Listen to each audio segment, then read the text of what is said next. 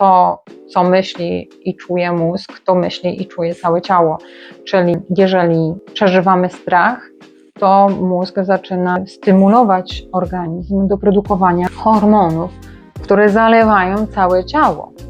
To nie zostaje tylko w umyśle, to zalewa całe ciało, to wpływa na całe Twoje ciało. Spinają się mięśnie, generują się różnego rodzaju substancje chemiczne w naszym organizmie, które wpływają na to, że organizm jest w pogotowiu. I tak naprawdę dopóki tego z siebie nie uwolnimy, to ciało jest cały czas spięte, to ciało jest cały czas zwarte i gotowe do działania z powodu strachu, w jaki wprowadził je umysł.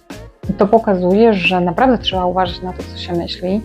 Nie tylko na to, co się myśli, na to, co się wyobraża sobie, ale również na to, co oglądamy. To, co widzi mózg, również przeżywa jako swoją rzeczywistość. To na przykład oglądanie filmów również sprawia, że mózg myśli, że to się dzieje w rzeczywistości. I tutaj odnoszę się na przykład do horrorów. Ja jako nastolatka oglądałam bardzo dużo horrorów, oczywiście bardzo się bałam i po pewnym czasie zauważyłam, jak bardzo moje ciało się spina, jak bardzo się boję.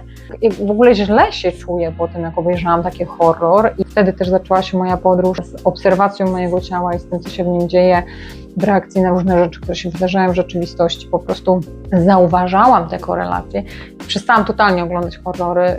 Nie lubię oglądać filmów o strachu, nie lubię w ogóle oglądać nawet jakichś krótkich filmików, które generują we mnie strach, dlatego że ja natychmiastowo to czuję w swoim ciele.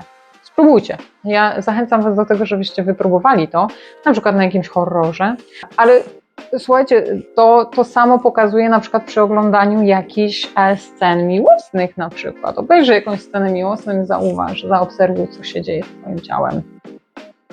Ciekawe jestem wniosków. Zapraszam do komentarzy. Tylko błagam tutaj, żeby nie było jakichś komentarzy typu filmy porno i tak dalej, bo jakby tutaj nie ma na to przestrzeni ani we mnie, ani na moim kanale. Natomiast to jest po prostu taki eksperyment. Ja zachęcam do eksperymentowania, żeby nie tylko słuchać o tym, co ja mówię, ale też, żeby wypróbowywać te metody. Spróbuj. Zachęcam.